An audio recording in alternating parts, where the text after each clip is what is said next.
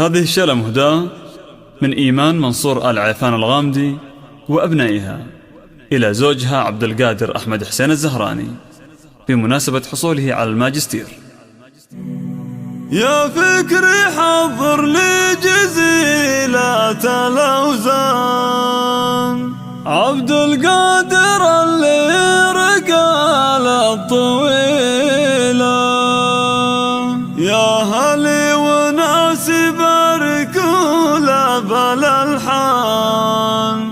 مبروك يا فخر الأهل والقبيلة، ناجح ومتخرج وزان الفرح زان، يلي فعولك كل ابوها جزيلة.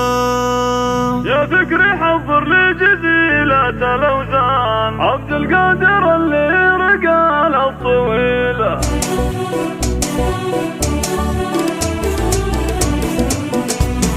يا فكري حضر لي جزيلة الأوزان، عبد القادر اللي رقال الطويلة، يا هلي وناسي باركوا له بالألحان، مبروك يا فخر الأهل والقبيلة،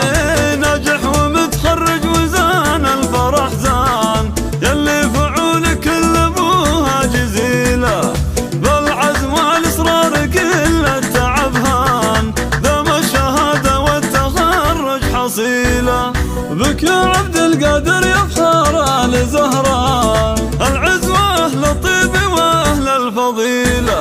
وزوجتك تباهي وتفرح وتزدان، إيمان عسى أفراحها كل ليل، وابوك أحمد على العز لا شان، قرم يشيل الكايدة والثقيلة، وأولادك رجال المطالق شجعان، أنس وأحمد كاسبين الجميلة، وعبد الملك يهديك الفرح